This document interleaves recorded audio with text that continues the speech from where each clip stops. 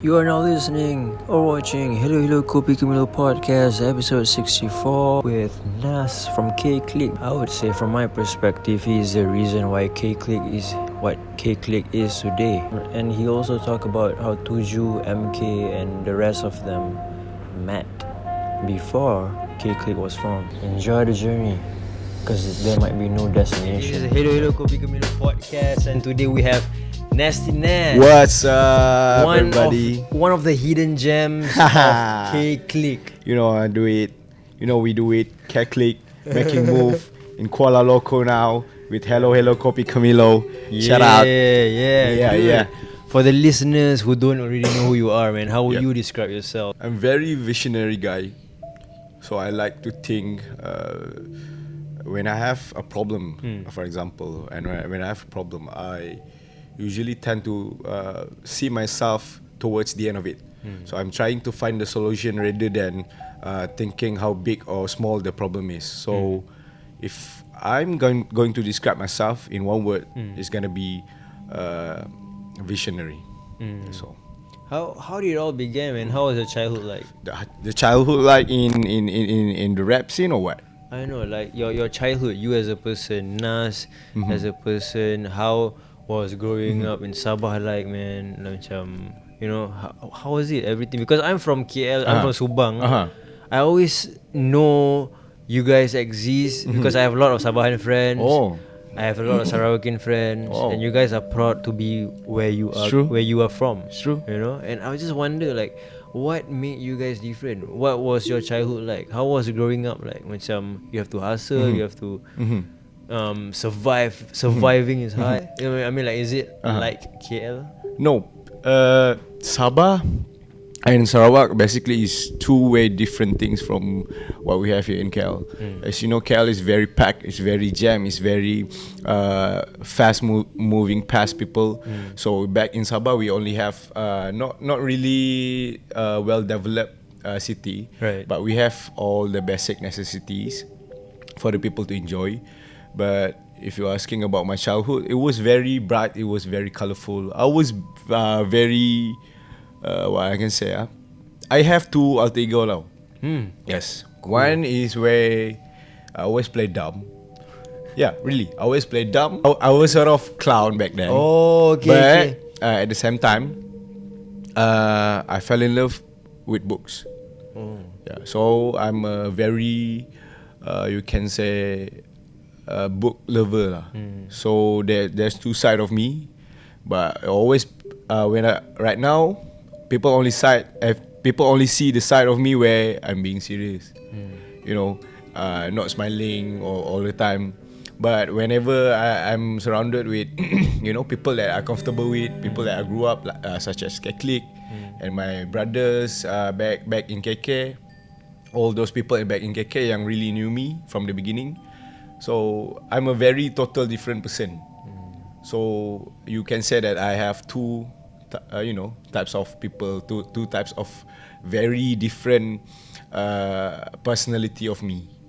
So it's not that I am being sombong or what. It's just that I still want that kind of privacy in my life, where people, where if I want to say something, the public wouldn't know. It's just me and probably my closest friends, like my family or friends. That's all. So, and I really jarang bersuara tau, because I'm very observant. Bersuara as in you don't speak much. Yeah. In public, I don't really speak much. In front of people, I don't speak much. Whenever I go to meetings, whenever I went to meetings or whatever, I will just observe. I'm just gonna say whatever that I feel like want to say, ask question, and then pop, that's it. But when I get back home, I study back. Okay, what was the meeting? What were you talking about and stuff? So that's the other side of me that people don't know. But the other side of me is very cheerful, very kind of friendly and stuff. But in this kind of industry, like rap industry, you have a certain line that you don't cross. So I set mine. I set mine that I wouldn't go this far. So which means I wouldn't break my shell. I wouldn't be so defenseless to let other people see the other side of me. So yeah. Damn.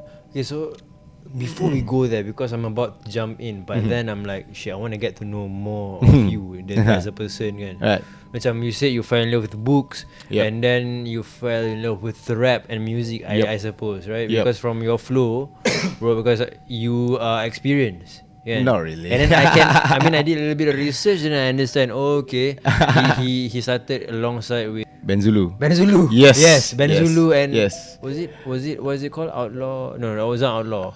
Yeah, it was outlaw. was outlaw, It was Wijaya. outlaw. Okay. It was outlaw. So the funny thing is about me falling into rap or hip hop. Back then, I my father, You've heard that. he loves music, So I have four siblings, and then So I just met your youngest brother. the one the youngest. You're you the just third. met. You're the third. I'm the second one. Oh, there's another one in between. Yup, in between. The one is studying in Shalam. Oh, right. So back then, my father wanted us to learn music. When I was 8, 9, something like that. Very young. So he sent all of us to musical school. So my sister learned piano. I learned drum. My brother yang in Shalam tu, he learned lead.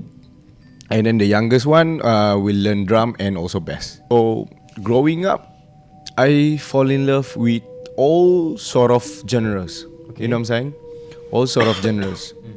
I went through most of the genres that existed, like punk, metal, rock and roll, jazz, what else? Grunge and stuff. But then, when I was 12 years old, there's a guy much bigger than me.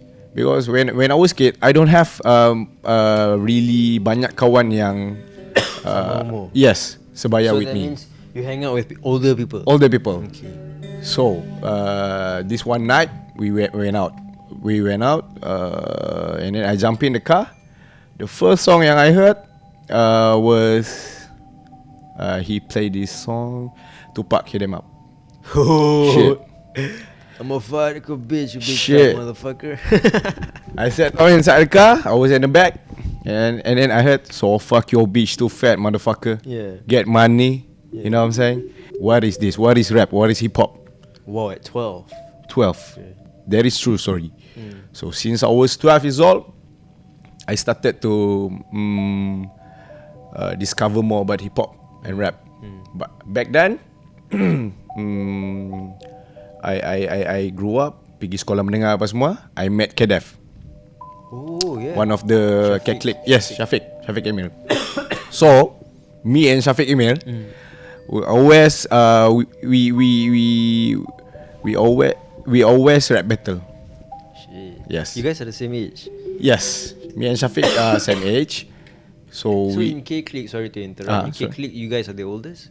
I am the oldest, but 5 of us sama umur tau. Me, Kedev, Farid, Noki, and then our manager lah, Wan. Yang tadi tu. Yeah. So 5 of us sama umur, tapi paling tua saya lah. Paling tua antara semua. So back then, back when we were at school, I and Kedev, we always printed out lyrics of rap song. And then I said, "Pick, you gonna hafal this one, I gonna hafal this one, and then we gonna battle it out. Siapa yang lupa lirik dia kalah." So we both, me and Shafiq, we both found out that hip hop is bigger than just rapping. It's a movement, it's a culture, it's a lifestyle. Okay. So that is where we discover more. And then fast forward, habis university and stuff. No. Time I university. You, okay. Yes, You time studied in Sabah, I presume. Yes. Okay. Sabah. Me and Kedev also went to the same university. And I said, it was back 2012 or 13. Recently. Probably 5 years ago, 5-6 years. Yes. And I said to KDF, I said,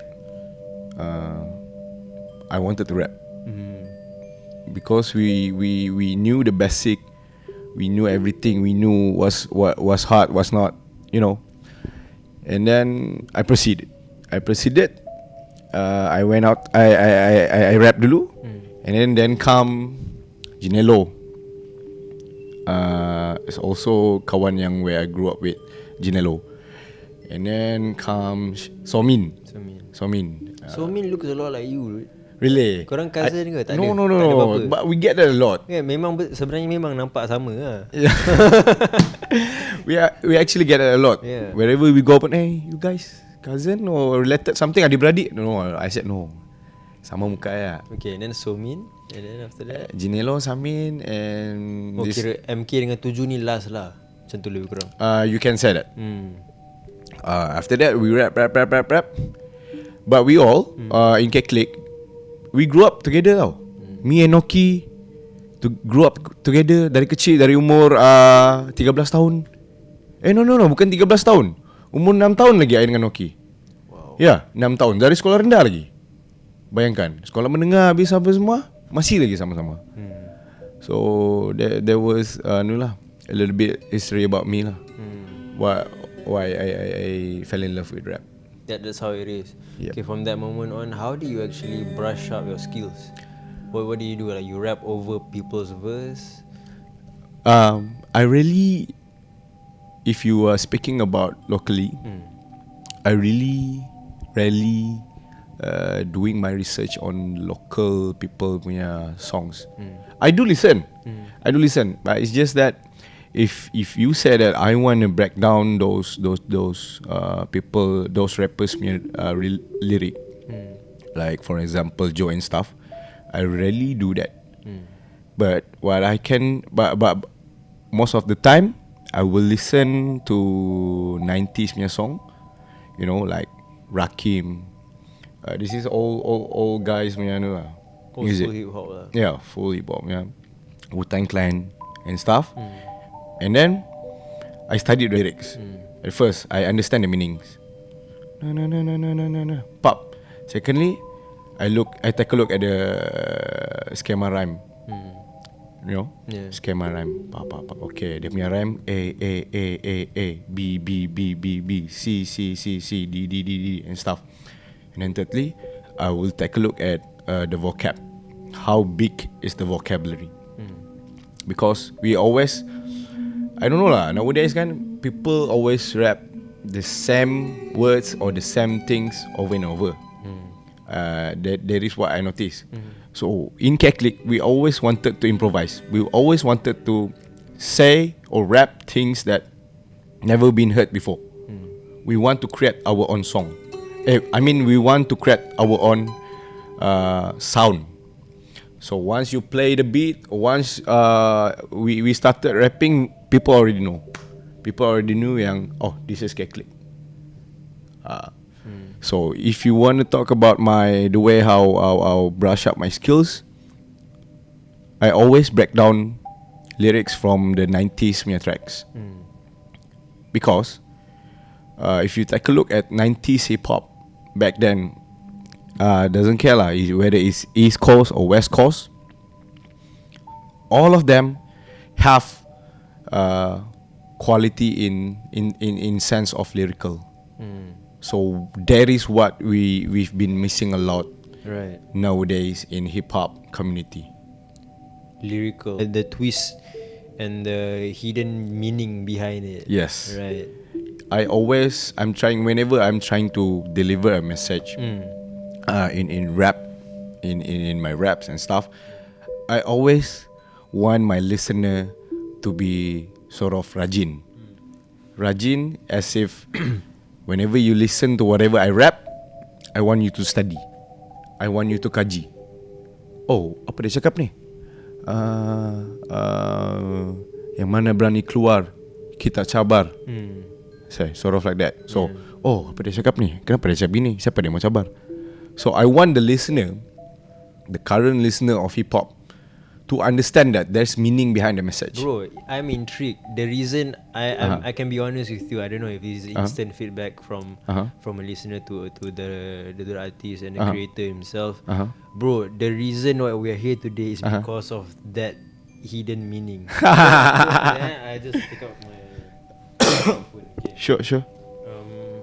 I mean, I'm sure you know, but it is your lyrics. Bukan hilang, tapi ratus corak permainan. Sudah bilang kalau kurang boleh duduk diam, jangan hairan. Isi bawah tanah boleh tahan. And then you repeat banyak, boleh tahan, bertahan. I'm like, fuck. And then daripada hasutan. So my interpretation is like, which is what the thing that we are talking about today, the main topic, which is fame. Yes. You know, hasutan. Yes. And kan, you know, and those who are brave enough, please show yourself lah. Macam aku cabar, macam if you're, I don't know, my interpretation is just if you're brave enough to face the fame, then go ahead and see how you turn out, something like that, you know. And then when you spit that, bro, you're not even looking at the camera. Aku macam ni sebelum aku kenal K-Clique tau. Ni masa aku dengar lagu ni because YouTube, this is honest lah kan, YouTube suggest. So like, okay. Oh wow, okay, tekan lah. Macam siapa dia orang ni? True. Instantaneous I thought mesti Indonesian. I don't know why. Because the way we rap. It's not the way you rap, the way you because I haven't seen any quality. In Malaysia in Malaysia masa tu, sebelum tu. So masa aku I saw that, I'm like, whoa, okay. Dengar beat change. What the fuck? I know this is instant feedback lah. So then on aku macam, damn, who's this dude? Specifically you. Then I tried to listen to the other song, dah tak ada lah. Yes. So aku macam gantung kan. And then I have a friend who's a big fan. I mean, he was an intern. Shout out to Syed Ali. Shout out to Syed Ali. Syed Ali is a big fan of yours. Shout out to Syed Ali. We should chill out someday. You know what I'm saying? Yeah. Just holla. You know, boy. Right? Yeah. And then he was like, dude, this guy is the mastermind behind this. And then I'm like, oh. And then I listened to your previous lyrics. Previous songs, macam yang the singles that you had, and then with the Ben Zulu. True. I'm like, shit, this is it. This is the unspoken thing. Because I don't know, I'm sure there are people who realize, people like Joe, for example, or people like Malik, speaking of Malik, I'm sure they know. Oh, this guy is actually like me. I don't know. I don't know. I'm just saying. But the rest of the mainstream fellas, the fellas who see the like just what is shown, is actually missing out on the real gem, which is you, I feel. I mean, I'm not trying to push you, macam nak angkat you lebih-lebih, but that is an honest opinion, you know. Appreciate it, you know. Thanks for that. And yeah, back to the how do you brush up your skills and how do you be subtle about it, and what makes you you, man, at the end of the day? What is your inspiration, man? My inspiration is basically, I've listened to so many songs, man. I don't even know how many songs that I have on my phone. It's too many. It's hundreds of them. Yeah. And I constantly changing the genre. It's not that when you want to do raps, doesn't necessarily you have to listen to rap songs. Sure or not? You can get inspiration from other kind of music, like for example jazz. After rap, jazz is the second genre that always close to me. I really fell in love with, because you know why? Jazz music, especially jazz music, they don't play with your emotions though. So whenever I listen to jazz music, I always feel that I'm a reasonable person, because in jazz music, if you break down the notes and stuff, you know, you will have no negativity, and you don't have no positivity in it. It's just balance. It is what it is. It is what it is. So whenever I listen to jazz, it suits me, and somehow it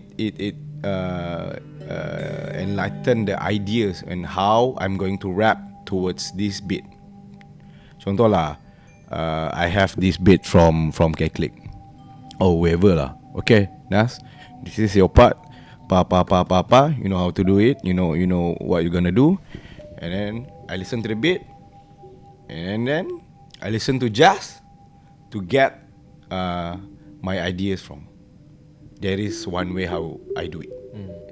So yeah, if you wanna say that, how should I put this? If you wanna say that hip hop right now,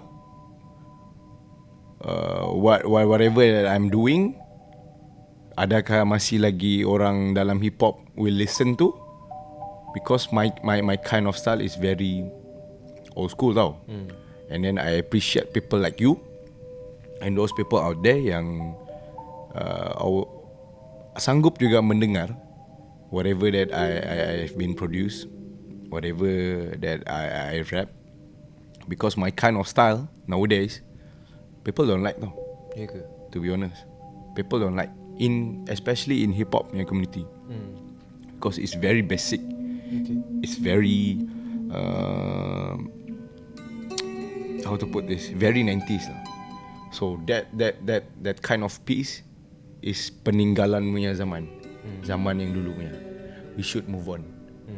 Like right now, one of the hottest rapper, we can say that Travis Scott. True?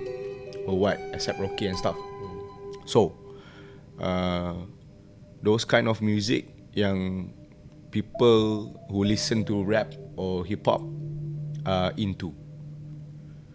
When, contoh lah, if I have a single and I do me, I'm pretty sure that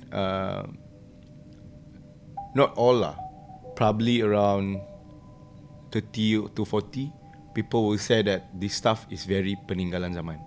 Because now what people want to hear is good beat, not good lyric.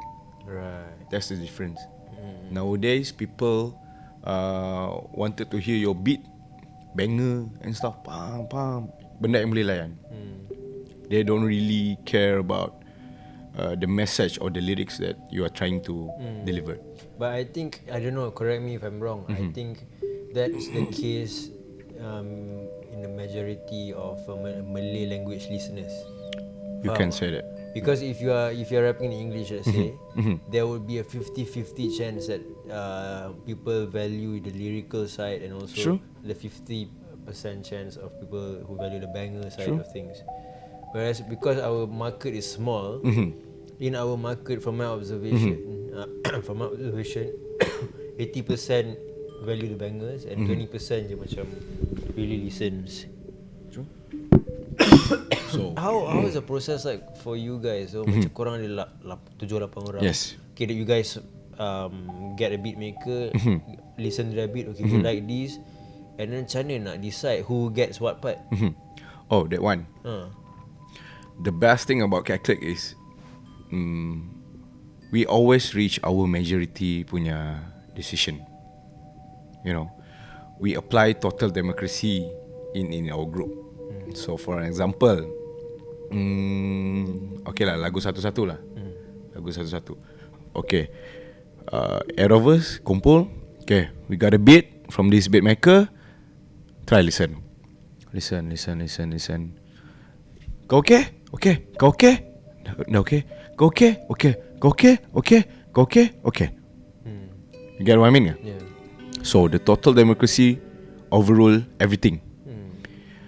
If there is no force tau. Even though you are not okay with the beat, you wanna join, you join. If you don't want, it's okay. You do, you join the next track. Right. There is kalau cerita pasal beat. And then when we done recording, we gonna sit down and then we gonna decide. Okay, for example 7 jari punya. 7, okay, 7 you punya graph dia pop.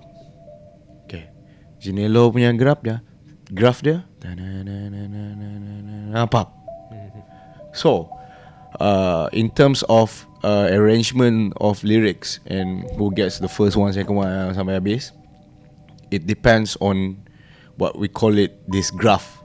There is one graph yang we actually really studied into. We susun ikut graph tu. So normally whoever yang dia punya lyric will start at the first verse and the first at the first line as a first person. So whoever yang lirik dia dia punya flow and stuff tap gitu macam tu. I mean, you know the graph. Yeah. I mean, because we are playing, when you play music kan, people will listen with the emotion. So we don't want the music, whenever we produce a music, we don't want them to surprise. Oh, beat start je. Oi, gila, the first rapper is gila. Dia punya flow macam ni, dia punya lirik macam ni. And then the second beat, oh okay, slow. The second rapper, okay, slow already. Oh, okay. And then the next rapper, oi gila, kenapa macam ni? True tak? Yeah. So we want to avoid those kind of things. We want our graph to cantik and stuff. But then it comes back to democratic punya decision lah, by majority punya decision. So that's why we K-Clique, we always reach our consensus together. We always reason together. We always decide together. There is no kepala tau dalam K-Clique. None. Kepala dia ni lah 8 orang ni kepala. So there is what makes K-Clique K-Clique. And the decision to change the beat, the tempo, was that on the beat or was it your choice? The satu-satu song, yeah. That was my choice. That was a genius move, man. Because they all understand that my kind of style, I cannot, you know what, I'm gonna tell you guys this, I cannot rap on trap beat. Not until today. No, never. You don't want to, or it's not your style? It's not that I don't want to. It's just that we guys know, we all know that trap is the current type of beat, you know, the 2000 up until now type of beat. So I'm a very old school guy. So it two different, you know, things tau. When you mix like lagu satu-satu, very trap kind style, and then pop, jatuh beat, masuk boom bap punya style. It's very two different things. It's like, you know, macam tu. Dia bukan macam ni, dia macam tu. But we can say that satu-satu punya song is not really trial and error. Cuma our experimental stage. Where we want to create our own song, and then why don't we combine the beat, the trap punya beat, and then the boom bap punya beat all together in one track, and then pop keluar satu-satu. And then syukur alhamdulillah, the feedback from the song is very positive. And then we ambil semua all the credits and stuff. Bukan ambil credit for what? I mean for you know, building up the thing, building the team to encourage us to do better and stuff. Get the feedback lah. Yes, get the feedback. Cool. So alhamdulillah, ramai orang suka juga. And then the decision of the music video, was that part of the plan ke macam why not we try? Who knows, it can explode. Macam ni dah sampai dekat that stage. Okay. To be honest, back then I don't really like to be videographed tau.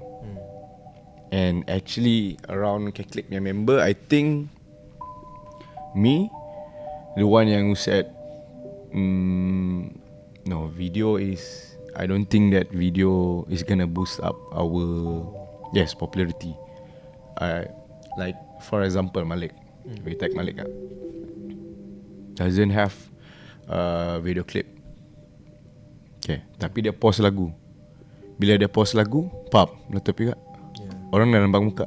So that was my thinking back then. I said no need video clip or whatever it is, tidak perlulah. Just lyric video sudah siap. Tapi those people K-Clique, 7 of them proved me wrong. Yeah. They proved me wrong. Instead of doing just lyrical video, we done ni video clip. Actually, my plan dekat satu-satu, I said to them, I don't want to do any video or whatever it is. Fuck that shit. I just want when my part plays, just put my lyrics over there, and that's it. You guys want to do your video, you guys do it. I don't want. Wow. So Wow. Shit, man. I just want my lyrics over there. You guys punya video or whatever it is, you buat. But then I duduk, I fikir, I cannot do that. This is a group thing, you know. And then I already lose the majority. It's 7 against 1, you know. So I somehow persuaded myself to do it, but in a mystery kind of way, like the cameo and stuff. That's it. Wow. That's cool, man. That's cool. Yeah. Like how does okay, I mean you're close to them, you guys grew up together, and I'm sure they are okay. But how does the fame affect them? Or macam okay je, nothing, no, we're just the same. Faham tak? Faham? Because I imagine, I'm an imaginative person. Being like I'm giving a real talk right now. If I were to be at MK's position, I'll be stressed out, bro. Faham? Kan? Faham? Betul lah. Faham? It's like, at least for now lah, maybe dalam 5 years dah reda, dan boleh lah keluar macam sekarang tak boleh tau. Faham? Betul? Betul? Penat tau. Macam nak makan, nak minum teh tarik dalam fresh air, boleh ambil gambar. Faham? Betul? It will be stressed out lah. At least I don't know. What do you think of that? How do you think it's affecting them, and what kind of advice do you usually give them? Because I'm sure you're like the big bro. I'm not saying that you're the kepala, but I'm sure you have the wise thoughts with you that you always give to them. If I can say that, we knew it all along that fam will come. We knew it. Okay. But I can say that they managed themselves very well. They didn't do anything stupid. They didn't go out and brag about it. No, never. Because those people yang I grew up with, this K-Clique I grew up with, each and one of them know yang whenever you see me, Nazrin, the first thing you learn with him, respect. I always tell my brothers, each and every one of them, whoever we're gonna meet, doesn't care dia muda dia tua, doesn't care dia kaya or miskin, doesn't care dia punya position in organization, whoever lah, even though dia janitor ke what, respect. Doesn't care you siapa, you very big, you very legendary ke dalam hip hop scene ni, whatever. No, you have to bow down and respect all people and treat them equally. So that is my advice dari dulu, and this group of people always applies within themselves. So I'm very proud of each and every one of them to keep it cool and not to lose it. And when we talk about family, it's a very broad thing now. It's a very broad thing, and all of us have very broad perspectives towards it. So, but yeah, I can say that most of them handle it with well. Really, true. Yeah, man, I fully respect, because by hanging out with them, they treat me like a bro. Betul? Faham tak? Like for Betul. real lah, macam. And then, but I feel so grateful that I get to be part of that experience, because let's say if one day I will be at their position, I will do the same because I know how it feels like to be just another person but True. being respected equally. True. You know what I mean? It's very different. Yeah. Because whenever you mati, bukan it's not the fame yang will people remember about you. It's not the money that people will remember who you are, who you were. It's the manners. People will talk about manners. Oh, baiknya si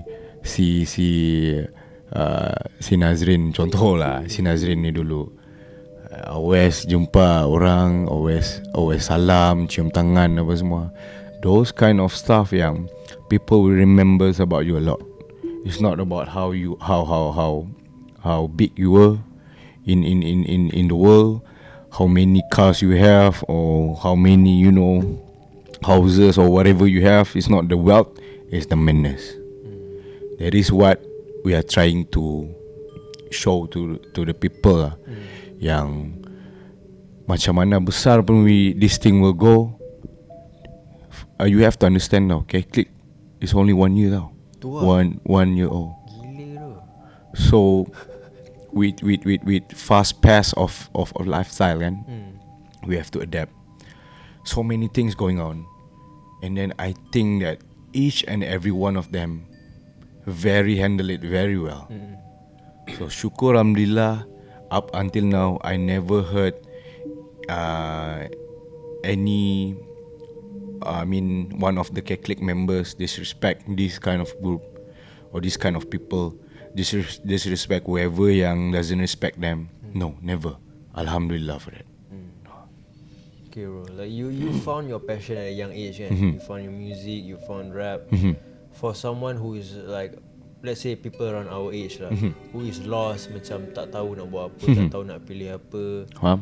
Maybe you didn't have to go through this, but most of them are going to universities because their parents ask them, because they don't have any other choices ke apa.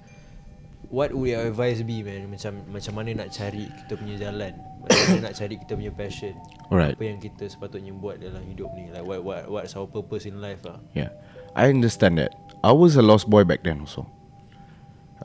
You see, when I grow up, I don't play sports. I don't play games like other children. I very I can say that I ada kawan. Cuma most of the time I will be alone. And my best friend is books.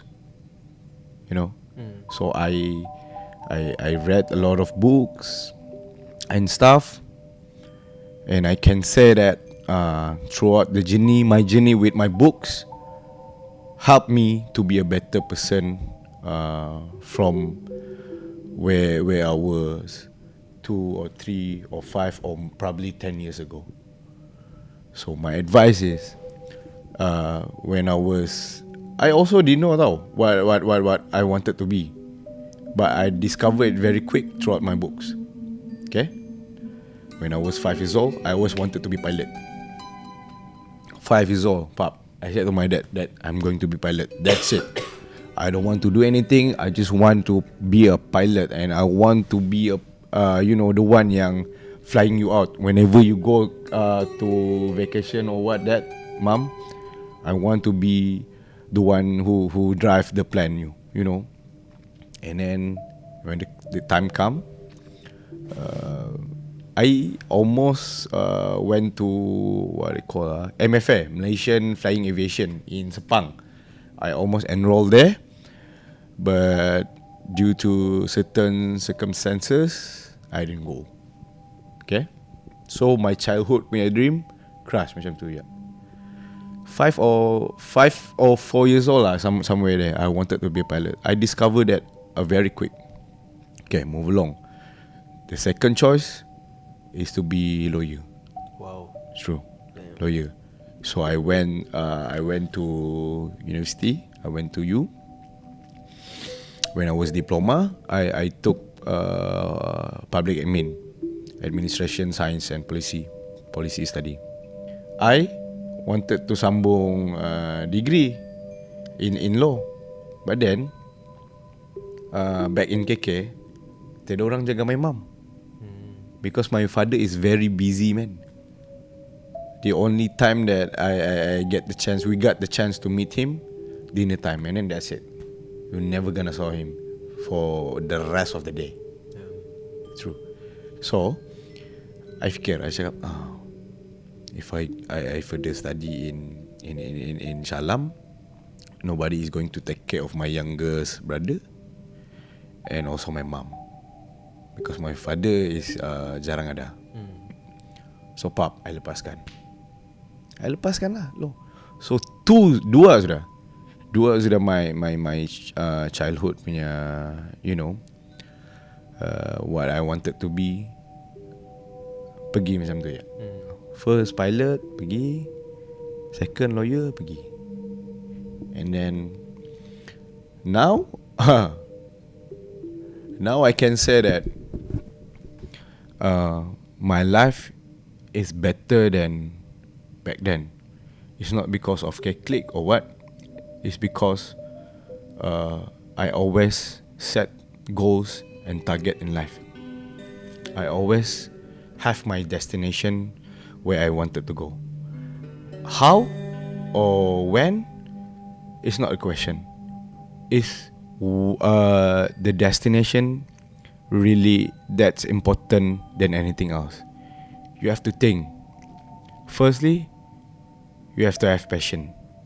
If you are doing whatever you are doing now without your passion, you gotta quit. As simple as that.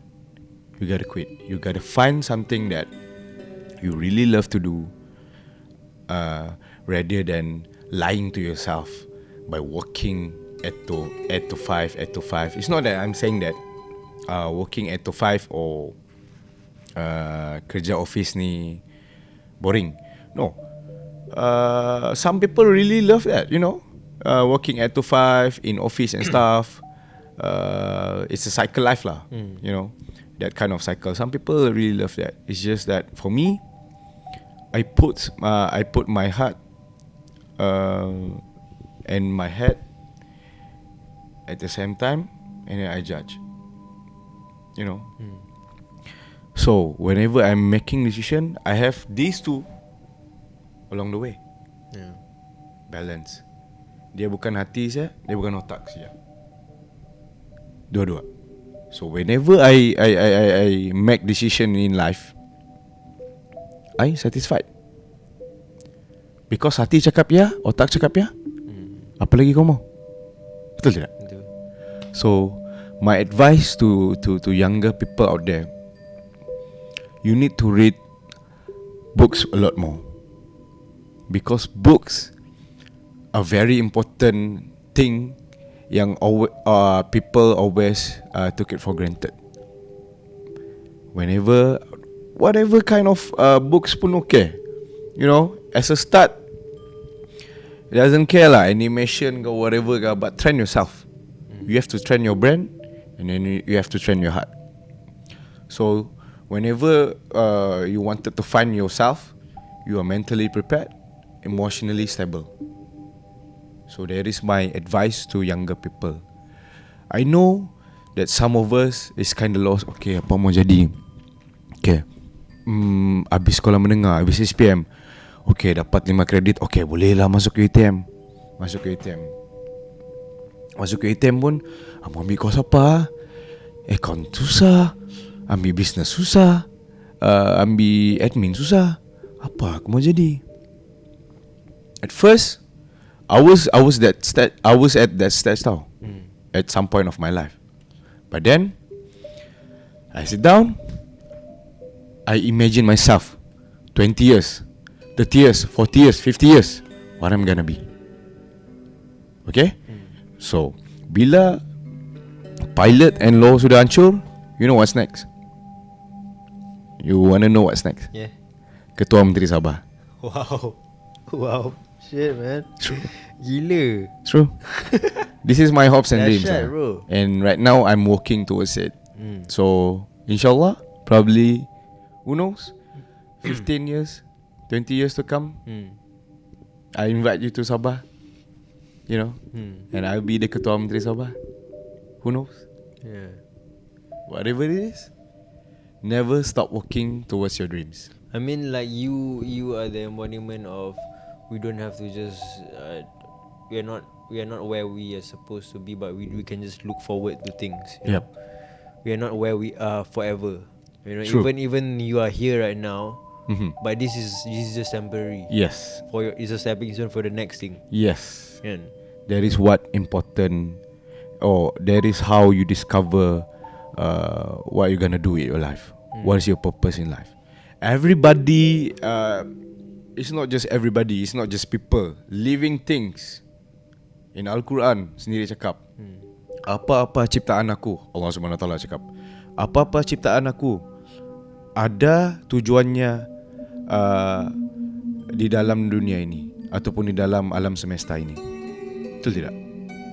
Pokok. Clueless. Apa ni? Buat apa tanam pokok sini?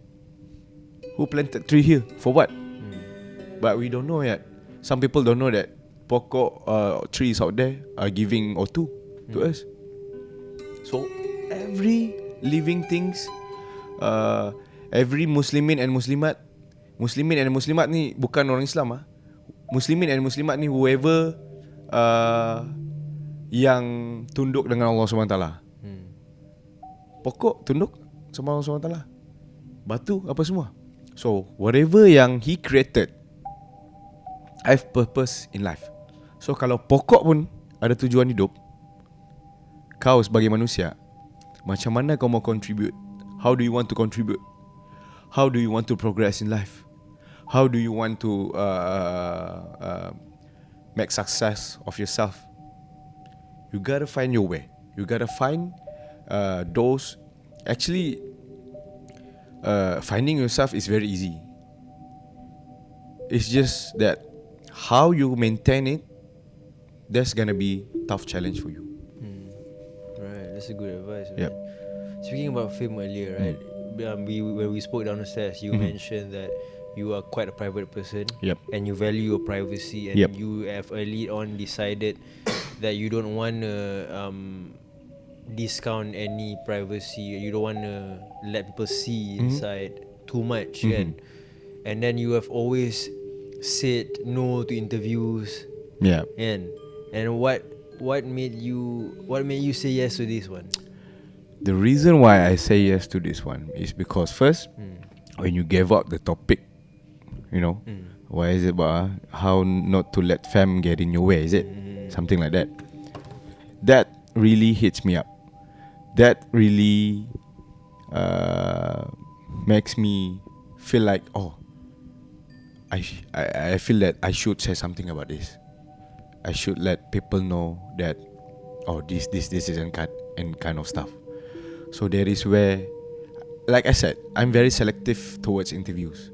It's not that I pilih kasih or what, pilih buluh. No.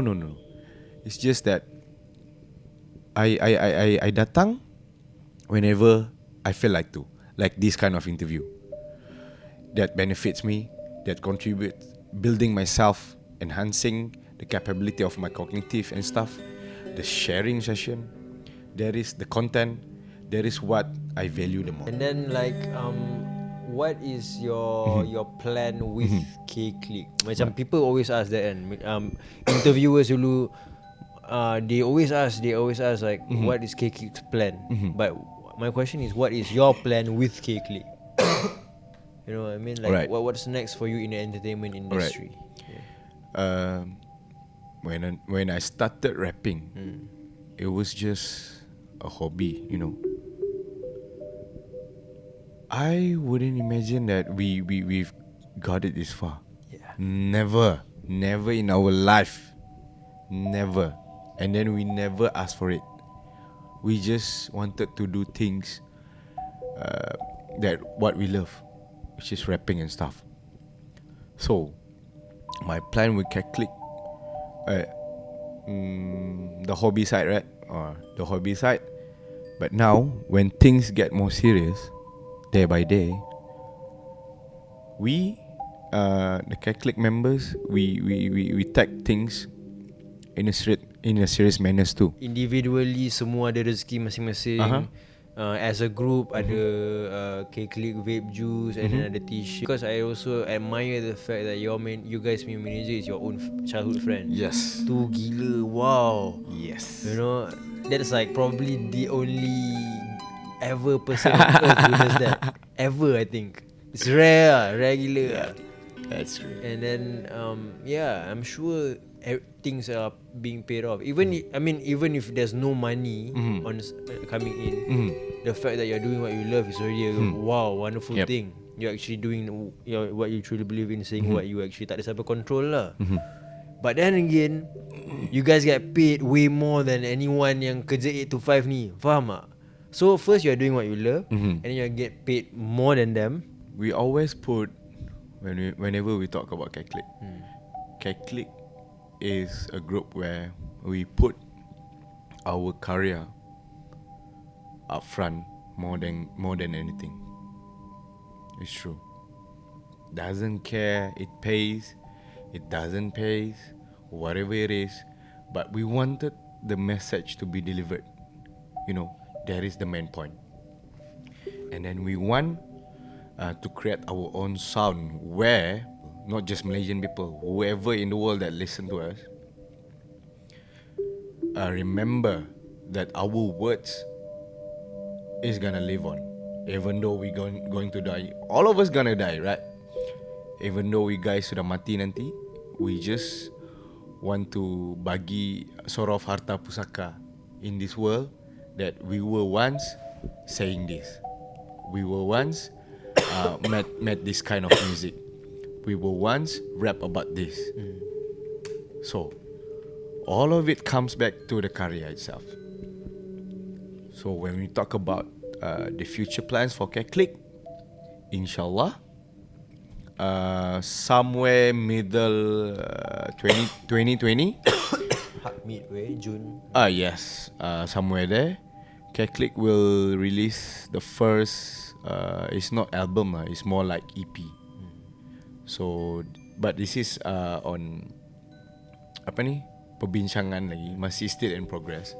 But all of us agreed that probably somewhere middle of 2020 we're going to release an EP for the people. So yeah, I'm pretty sure that a lot of listeners out there are very hungry because we jarang keluar. I mean, we jarang ada lagu baru. Because I realized that most of the people right now have recording session. Recording studios at home, have their own software. So it's very easy for them to record music and then publish, and then next week record this song and then publish. But K-Clique, we wanted the name itself to be exclusive as it is. We want the listener to house. House lah, tiada lagu. K-Clique tiada lagu baru.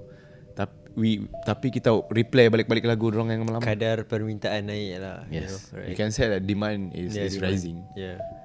But at the same time, we can say that we control the market. I mean, our market, not hip hop, not hip hop or rap scene in Malaysia. No. We don't control the market. I mean, our listener. We wanted them to really wait. Okay, what is the next move? When is the next song is gonna be released and stuff? Who knows? Tomorrow? Who knows? Yeah. 2 days to come. So yeah, we're trying to make K-Clique as exclusive as we can. We don't want it to be another failure that we have to face in life. I hang out with MK and Ginelo. There's siapa lagi? I think Somin. They mentioned that they had a hard life prior before this. True. The job that they have to do. True. Yeah, I mean, they told me specifically the type of jobs that they have to do. I'm like, wow. Yep. You guys are hustlers. You guys have to work hard for what you get lah. I wonder what's your story like. What was the jobs that you have done before that you think you are proud to make that the person that you are today? Alright. My brothers, MK, Ginello, Tuju, Somin, Farid, Noki, all of us, Kedef, all of us have different types of story in life, especially.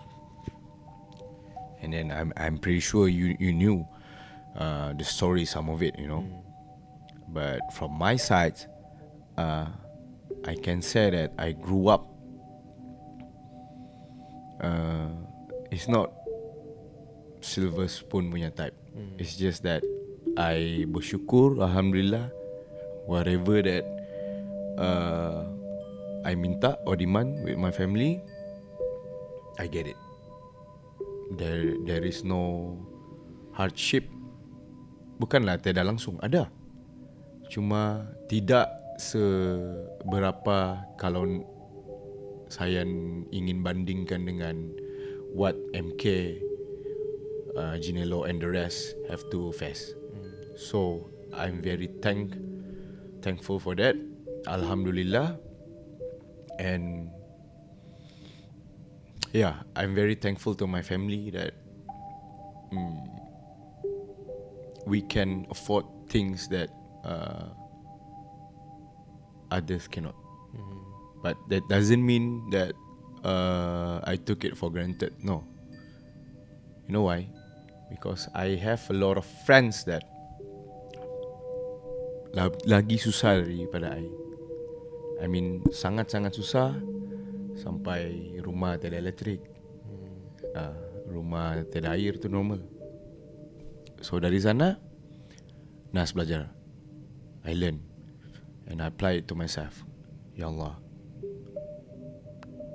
aku sudah cukup bertua tau. I'm very lucky enough to have family that whatever that I wanted in life, they find their ways to make it realize, you know. And then I have friends that makan pun tiada duit. I have friends that hari-hari jalan kaki pergi sekolah berapa kilometer. I have. So those kind of people, I want to thank those kind of people because I learn much from those kind of people.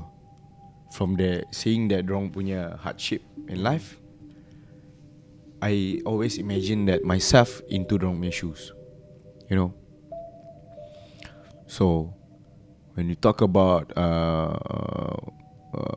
what is it about the hardshipness? Yeah, the hardship. The hardshipness. What type of the things that made you who you are today? When you talk about the job and stuff, no. I have never worked in any company before, except my father. My father run F&B punya business. So Dekat Sabah. dekat Sabah. So after I habis pun I manage dia punya restaurant and stuff. So itulah, syukur alhamdulillah lah. I'm very thankful. Cuma itulah, those people around me yang grew up with me yang susah, I'm trying my best to help them out. True. You can ask Ginello, you can ask Noki, you can ask whoever lah in K-Clique. Sebab I know orang yang susah, contohlah dia nak makan, dia tiada duit mau makan, and then in my pocket I only have 10 ringgit, tapi I pun belum makan. I always put up to those people, makan, kau nak makan? Terus dia tanya I, kau sudah makan? Sudah, aku sudah makan.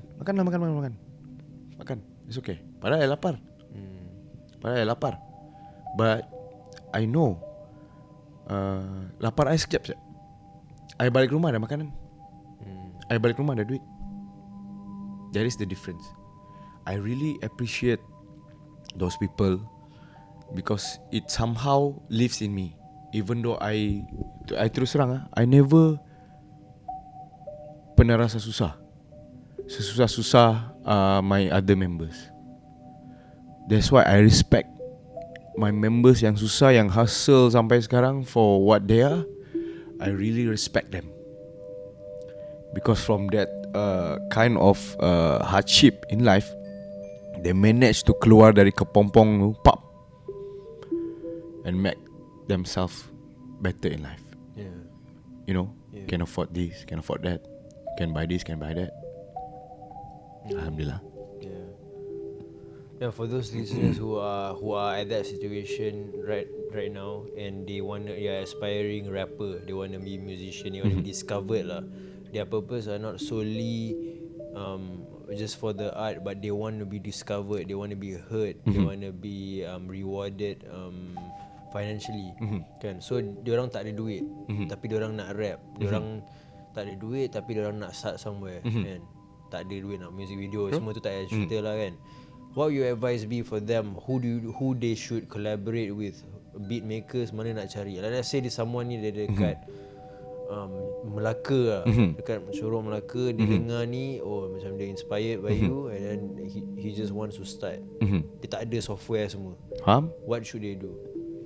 At first, back then when we don't have those kind of things software, we don't even know how the recording process is, you know. We don't know, okay, how to do it. Should we beli mic and then just rap, and then tiba-tiba ada satu alat yang record? We don't even know. At first, back then, we never know about this all kind of recording and stuff ni. My advice is, for those people yang don't have the luxuries to buy, to buy software, to buy microphones and stuff, cari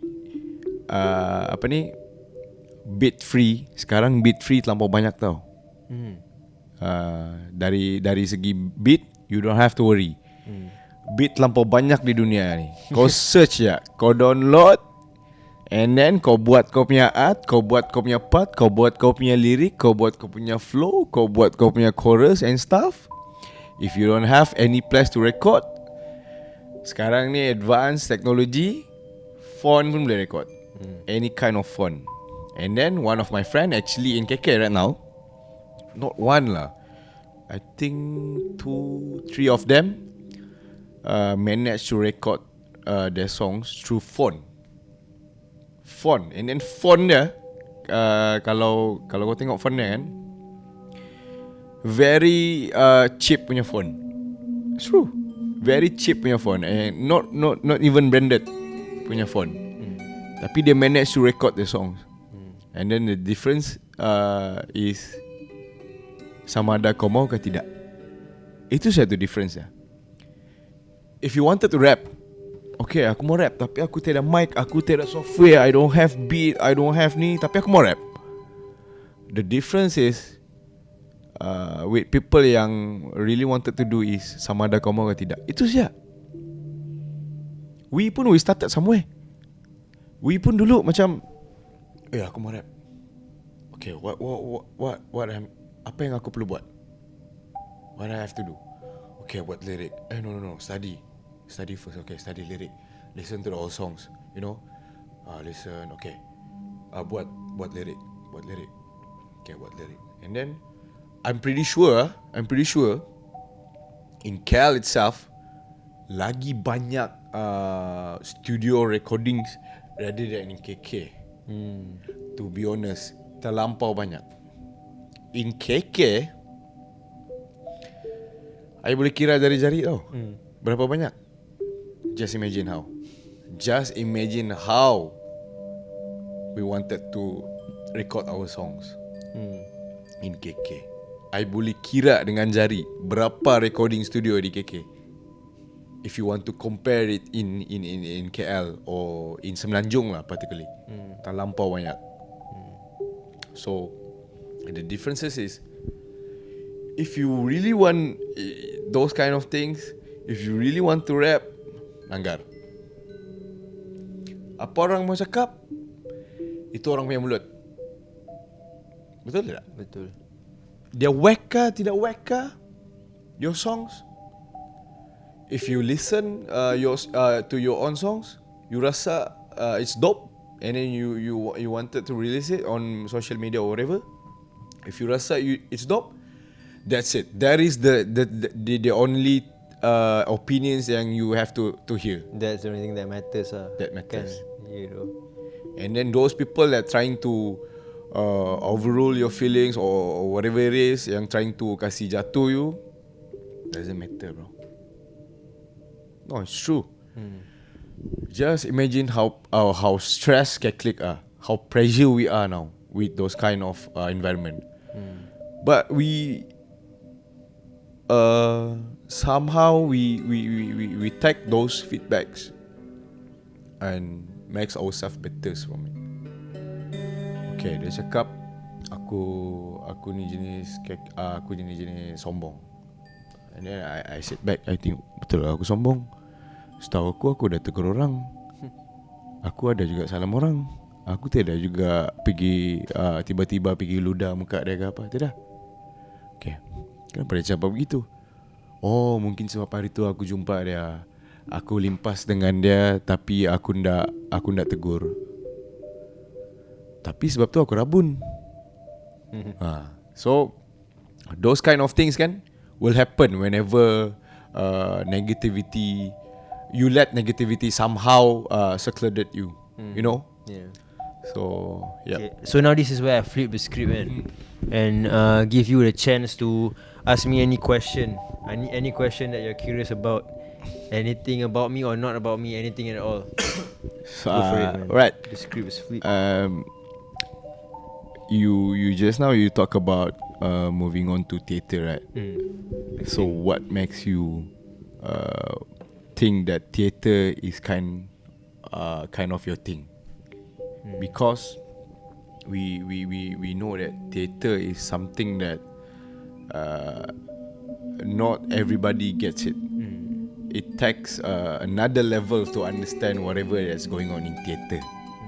Bukan semua orang boleh appreciate the seni, the arts that you're going to present. So what makes you wanted to try involved in theatre punya movement? Dia ada kena dia sebenarnya performing arts tau. Oh, okay. Faham tak? Theatre Like Aswara. Aswara lah. Oh, Aswara. You tahu Aswara? Oh, I know. Yeah, so performing arts as in lakonan ada. Faham? Macam lakonan dalam TV, lakonan performing theatre lah. Faham? Kan? So what I mean by performing arts is like sama juga when you're on stage. Crowd control. Bro, for your information masa K-Clique dekat The B, yang you weren't there. Publica. Bro, I was on stage. Really? Because I had to record something lah for Jin kan. I was, bro, energy lain. Macam macam I'm not even part of K-Clique, but I can feel like if you give me the mic now, I can just do whatever and the crowd will be like, woo, faham tak? Sebab energy tu dah the frequency was there. On another level. On another level lah, seriously. So that same goes with theatre lah.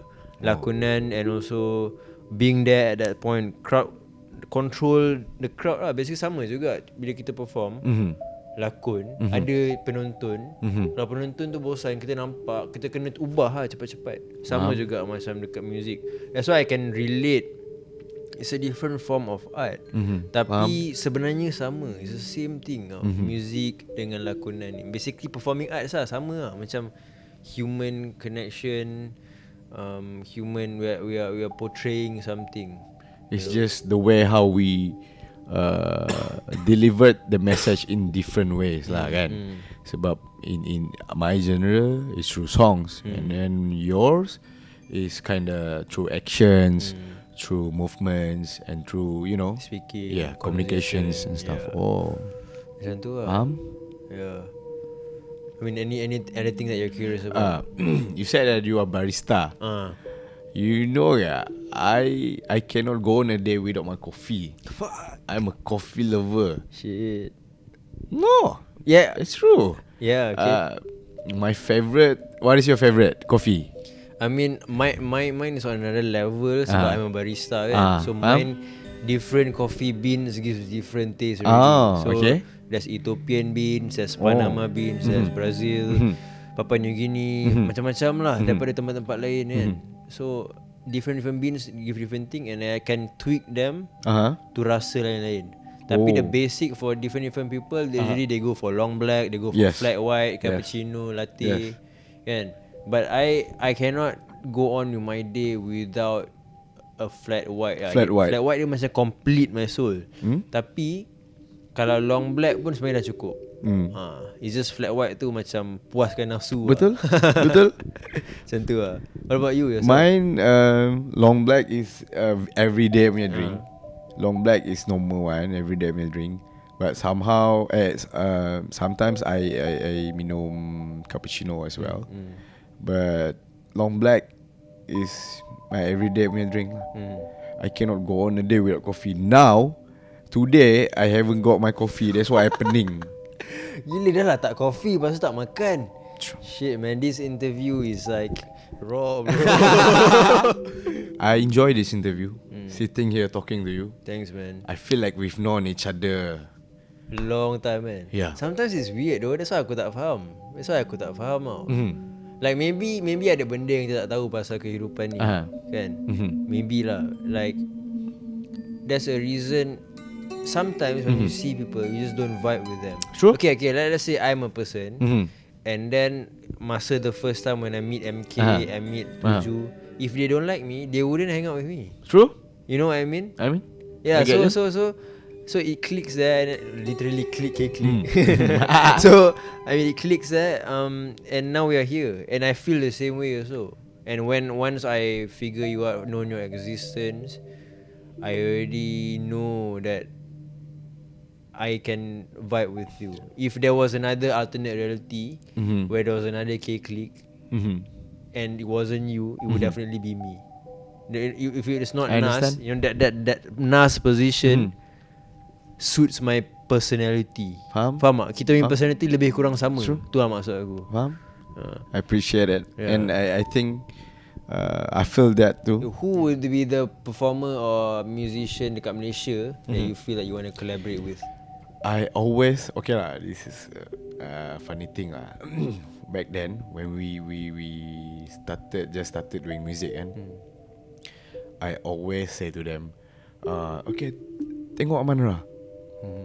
Dia 1 tahun 1 lagu ya. Tapi whenever dia buat lagu dia, Ya, ada persamaan tau kau dengan Aman Ra, kan? me with Aman Ra. Yeah. Lyrical. Maybe? Tak ada. I don't know. You don't know? I don't know. I don't realize. And then I always said to them, take a look at Aman Ra punya song.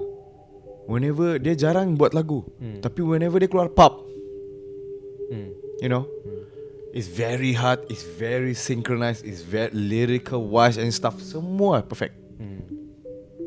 So I always say to them, refer to Aman Ra, I said. So when you talk about whoever yang I wanted to collab with, it's gonna be Aman Ra. It's definitely gonna be Aman Ra. Damn. Salute to Aman Ra. Wow. Yeah. Wow, I'm sure that will happen soon, bro. I don't know. Aman Ra, Hit you up. follow me up. You know, it's your boy. Nah, You guys just hang kidding. out, kan? You guys hang out, right? Yeah, we do Yeah. hang out. And matter of fact, Tuju is actually under Keramat Records, which is apa ni? Aman Ra punya record Yeah. label. How does that work though? When you guys are one. It all depends on the contract. Oh. And then Aman Ra gave Tuju a very good and decent contract where he can be a part of K-Clique, but he is also a Keramat family. Wow. So that's why we salute Aman Ra. He doesn't like, okay, K-Clique naik, K-Clique naik, aku jumpa Tuju ni, aku mau Tuju je, okay, yang lain tu peduli. Aman Ra is a person where he understand the hustle. We are what we are because of the brotherhood. So Aman Ra gave Tuju contract where it's not to prevent tuju to kurangkan masa dengan kami or what. No, matter of fact, lebih lagi. So that's why we very feel grateful lah whenever Amanra comes or whatever it is. We always respect him as a big brother in the industry, and for me, I always respect him as a teacher, where he always give out the opinions and stuff, which is matters to me the most. So yeah, Amanra. This is just a side note because I just thought of something. If there was a season 3 of what is it called? Oh my god, 16 Baris. 16 Baris. Aha. Would you want to be featured, or would that be a no still? No, actually, last month, we met Joe, and Joe said that me and Kedef is going to be on a 16 Baris, and the first episode is going to be, I think it was me. Damn. Yep. This is season 3. Yes, season 3. Whoa. Yep, but Whoa. We'll see how. We'll see how. So shout out to Mr. President. You know what I'm saying, Joe. What up, Joe? Damn. I'm in town, Joe. So yeah. Tapi that one is very we haven't decided yet lah. That was 2020 ke? Yeah, early 2020 lah. He said. But from my side, I cannot give you guys an answer right now. I understand. Yeah. Okay, so this world right now with social media, with comparing yourself to other people's success, other people's life, always being on the phone all the time is something that you are aware of and you try to avoid, kan? Betul tak? I mean, from my observation, you don't want people to know your personal private life. True. Whatever you create for the Instagram account is for your fans, whoever that's interested. Okay. So for all these people who are trapped in comparing themselves with other people, macam rasa tak puas hati, semua benda nak lagi up, and then it causes them to feel less confident about what they have, ungrateful for what they have. True. And then also anxiety, yes, depression, yes, and which leads to our people our age who commit suicide. Yep. You know, mental diseases. Mental disease, exactly. So how do we go about it, man? If we don't deal with, I mean, for us it's easy for us to just talk about it, and then we think that we're making a difference, but actually how do we actually make a difference? To at least try to help lah. Kalau tak community luar pun, let's just say community Malaysia lah.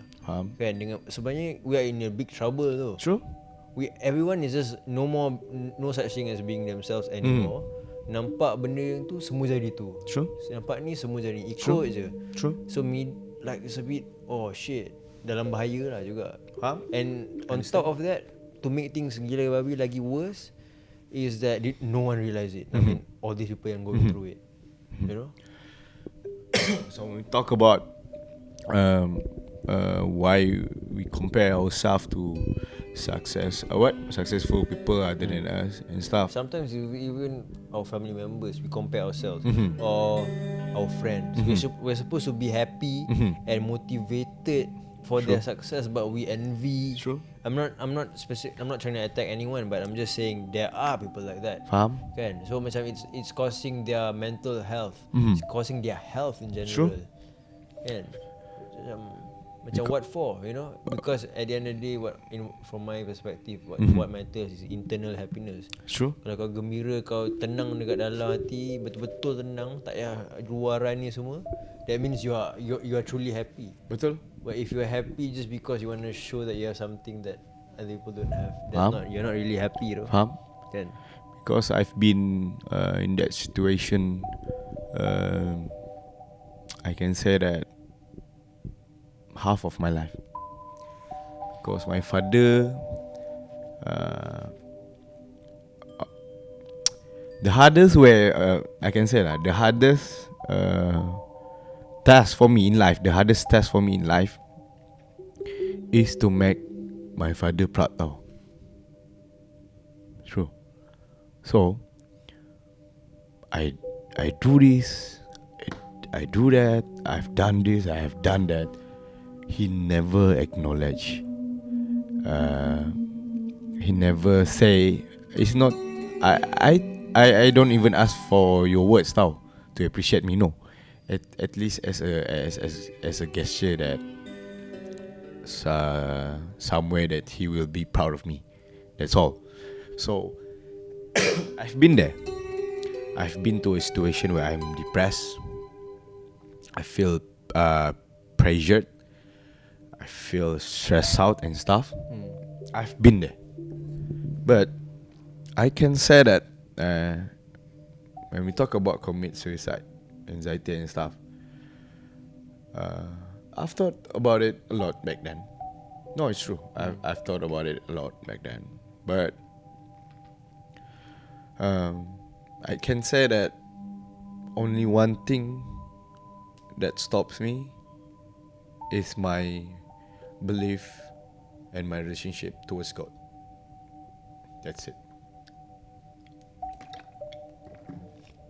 If I don't have that kind of principle, if I don't have that kind of belief or faith or something to rely on in my life, I wouldn't be here. I wouldn't be sitting here doing this interview. I wouldn't be, in K-Clique or whatever it is.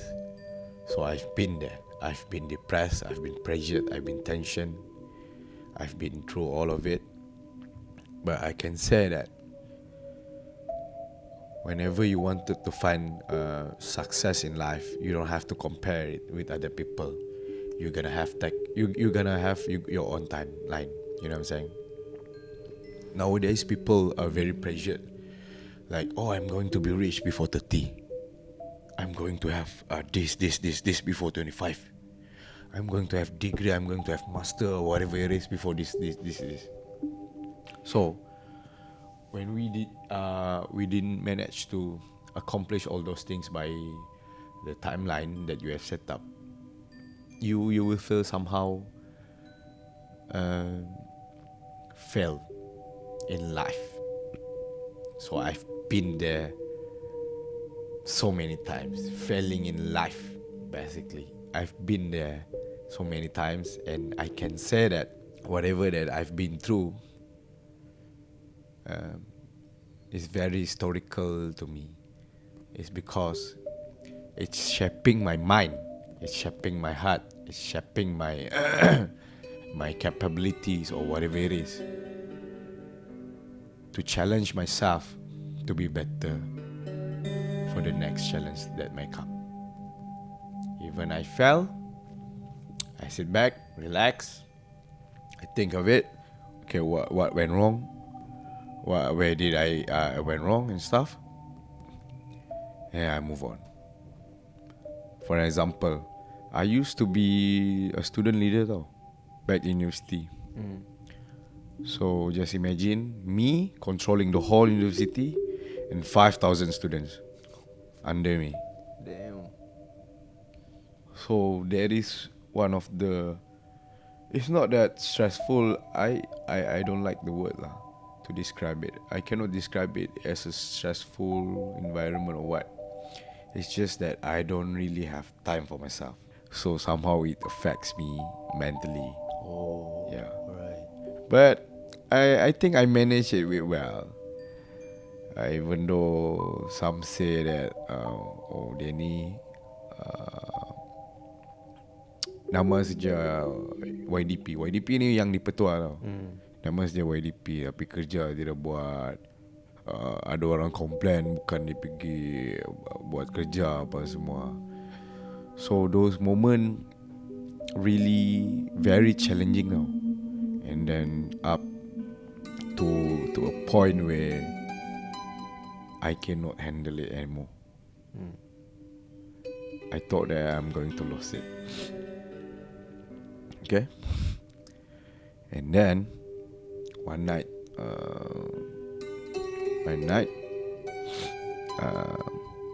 there is one lecturer tengah-tengah malam tau call me. This lecturer actually knew what I'm going through with the stress of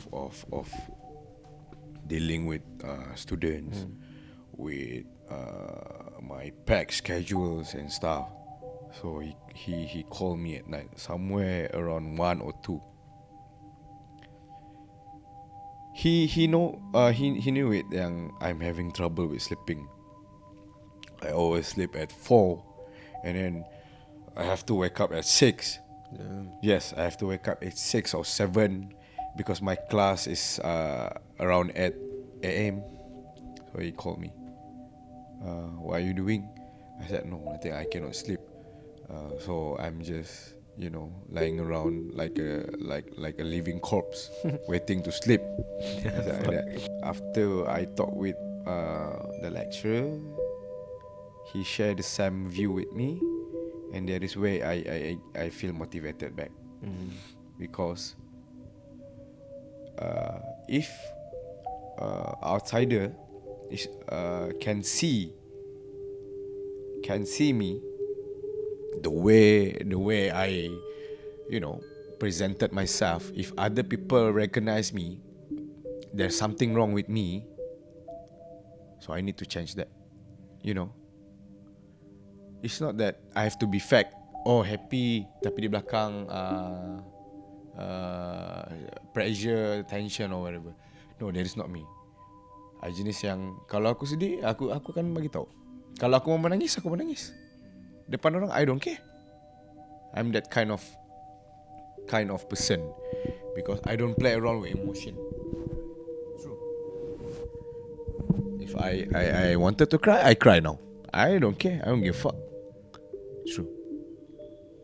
So I said, kalau lecturer aku pun boleh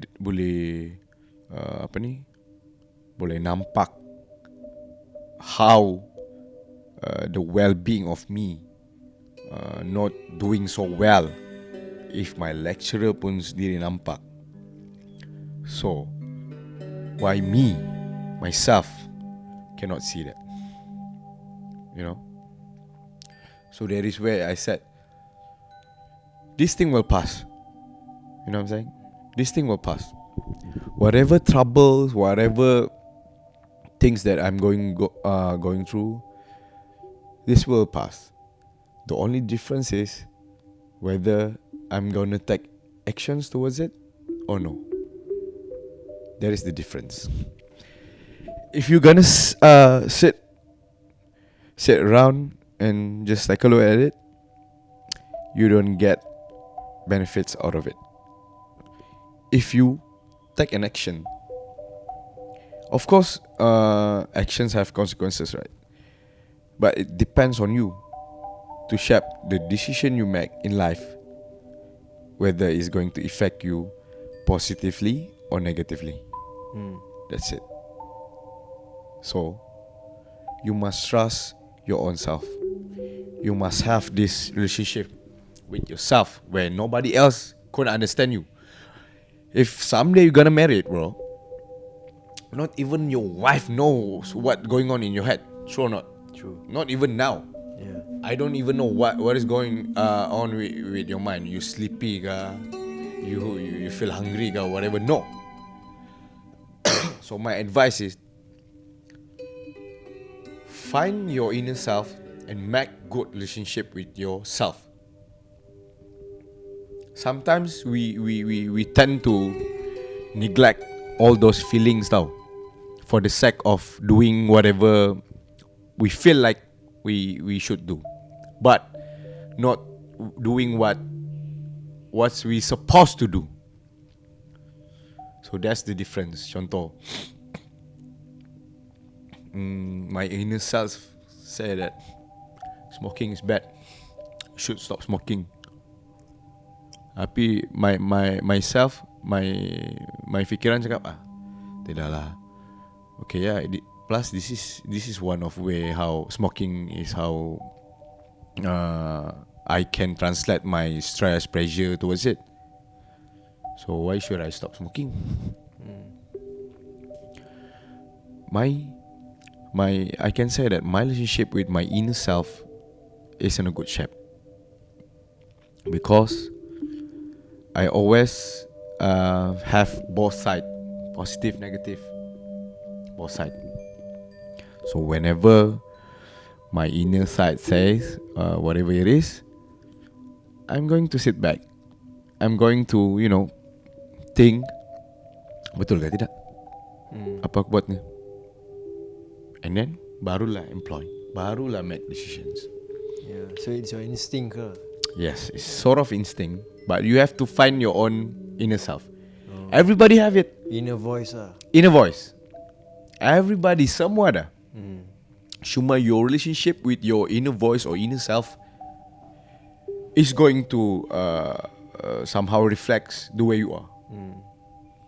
Tapi okay, like for people who I didn't mean to like macam go towards like people who don't believe in God, kan? But then macam dia bukan dia tak ada that relationship that you have with God, so that means they don't look at suicide the same way. So if they want to end their life, macam they just tired of life, not because they are depressed ke apa, they just I don't feel my purpose, I just want to let go. What would you say to them? Macam maybe you can help, you know what I mean? Suicide doesn't resolve anything, bro. Period. That's it. If you want to do something bad, do. But suicide is not the solution to everything. Because, suicide is going to make things worse rather than they were. So, when we talk about suicide, committing suicide, have you ever in a position where you feel like wanted to commit suicide? No, never. Who? You? Yes. Never. Yeah.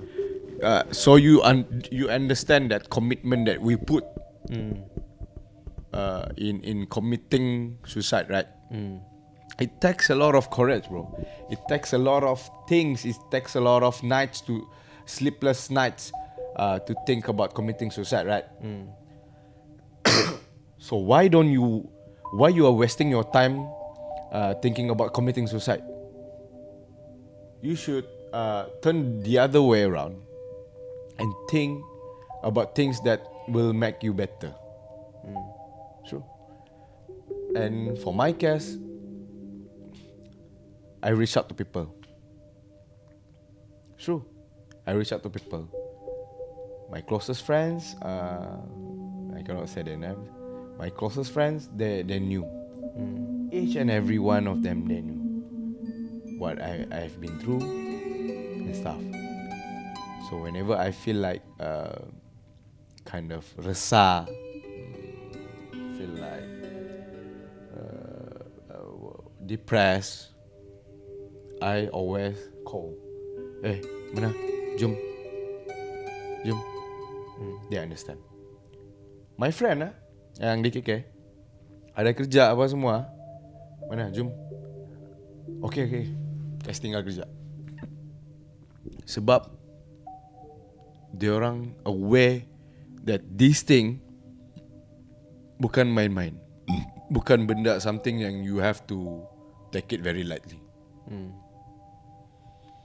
So, for me, if I have problems that I cannot solve or whatever it is, I always find my brothers to talk to. I always talk to them.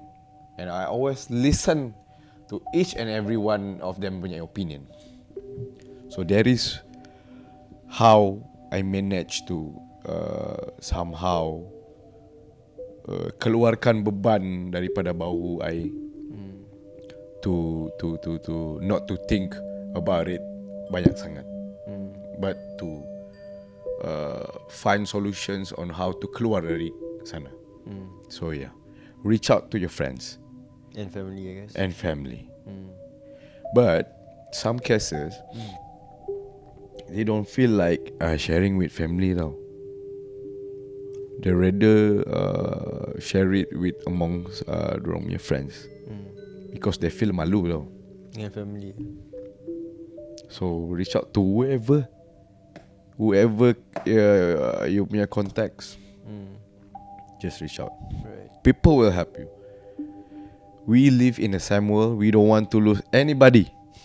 We don't want anyone to commit suicide. Yeah.